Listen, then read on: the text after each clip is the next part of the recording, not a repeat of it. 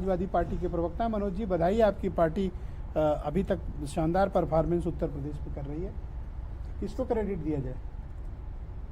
आपको बधाई, उत्तर प्रदेश की महान जनता को अच्छा, बधाई। मैं दर्शकों को बता दूं कि मनोज इकलौते ऐसे प्रवक्ता हैं जो सबसे भिड़ के भी ये दावा करते थे कि ये 50 सीटों के आसपास पहुंचे। 50 तो नहीं पहुंचे, 44 पहुंचे जी, इसके लिए मेरे ख्याल से बिल्कुल ये मैं आपको धन्यवाद दूंगा। निश्चित तौर पे जो जमीन पे एक वैक्यूम बना था, वो वैक्यूम मेरे ख्याल से मैंने अपने राजनीतिक जीवन में 10, 12, 15 सालों में नहीं देखा। पहली बार देखा मैंने वैक्यूम। एक मतलब सरकार के अगेंस्ट में एक जनादेश, पूरी तरीके से लोग तैयार थे, डर रहे थे लोग। ये बात मैं बड़ी बारीक से कह रहा हूँ, लोग डर रहे थे, खुल के विरोध नहीं कर रहे थे, लेकिन वोट डालने का काम वो लगातार उन्होंने किया और उसी का परिणाम है कि आज हम 44 सीट पे हम लगभग आगे आ गए। लेकिन एक बात मुझे समझ में नहीं आई मनीष जी, हम 21वीं सदी में जी रहे हैं। मंगल पे भी प्लाट की बात चल रही है, जब वो कुछ अंतरिक्ष भेजा था मोदी जी ने, तब आप अपने बेनिफिशियरी मुद्दों को, जनता के नहीं, अपने बेनिफिशियरी मुद्दों को, कि बीजेपी को कैसे प्रदेश में मैंडेट मिल जाए, कैसे हम अपने वोटर्स को खुश कर लें, उस पे काम कर रहे हो।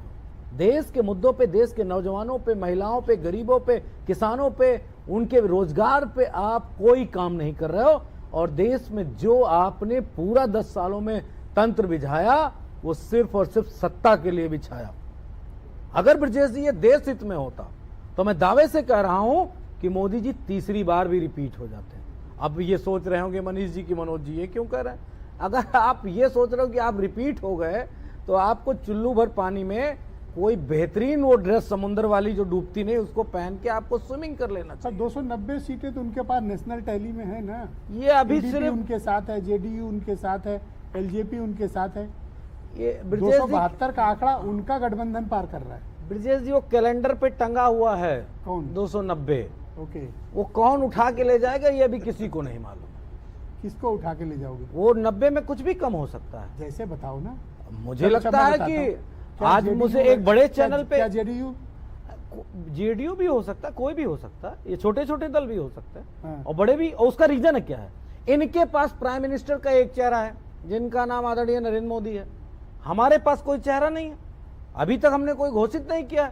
तो हमारा प्रधानमंत्री कोई भी बन सकता है, ये बात बिल्कुल स्पष्ट और क्लियर है। चाह रहे जिसकी अब किस्मत लगनी है वो तो। सबसे ज्यादा सीट कांग्रेस के बाद अगर किसी पार्टी के पास है, हम लोग एक सेकंड, किसके पास है दुबे जी? जी एक सेकंड रुको, इनके पास है।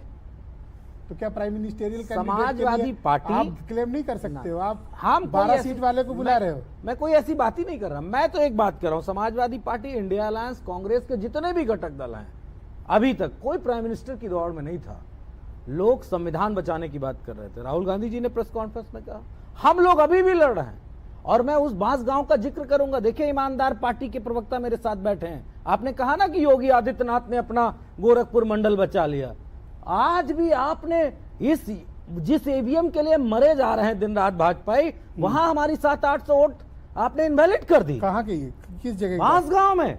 और 110 या कितने वोटों से उनको जिता दिया अपने बांसगांव के प्रत्याशी को। 3150, ये 3150 वोट से। ये कितना हमारा, कितना वहां पे इनवैलिड कितना किया है?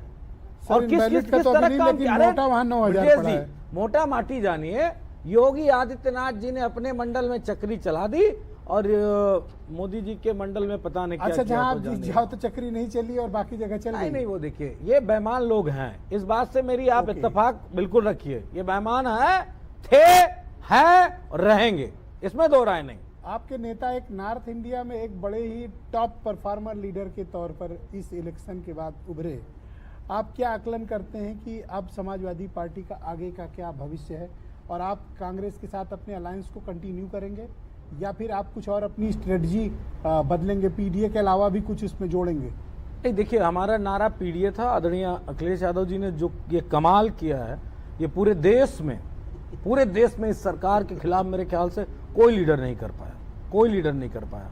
और जिस परिस्थितियों में उत्तर प्रदेश में हम चुनाव लड़े हैं, वो भी सबको पता है। उसके बावजूद भी मैं आदरणीय राष्ट्रीय अध्यक्ष जी को बहुत बधाई दूंगा कि जो उन्होंने पीडीए का समीकरण उत्तर प्रदेश में उतारा, जिस पे ये लोग हमको पता नहीं किस किस बात से और क्या क्या बातें कह रहे थे, उस पे कहीं पे कुछ कमियां रह गई, कुछ बातें कहीं प्रत्याशी थोड़ा सा लेट हो गए। निश्चित तौर पे देखिए पीडीए में राहुल गांधी जी भी बात कर रहे हैं, आज भी उन्होंने बात की। रहेगी कि नहीं? क्यों नहीं साथ रहेंगे, बिना साथ देखिए बड़ी, अगर आपको कोई बड़ा विजन करना है, दुनिया में नाम करना है, कल मैं एक वीडियो देख रहा था, इसका जिक्र कर दे रहा हूं, जैसे कोई एहसान किए हो इन पे, ये बड़ा विजन करना है। अरे भैया उनके दम पे आप भी कुछ पाए हो, ऐसा थोड़ी है। वो बिल्कुल सही है। इसमें देखिए जब गठबंधन होता है तो कोई ना कोई किसी के दम पे तो पाता है। अब वो जो दिला रहे थे उनके बारे में तो चर्चा कर लीजिए, कोई बैठाले भी नहीं आप उन लोगों को, जो पूरा पूर्वांचल जितवा रहे थे कमल के फूल को।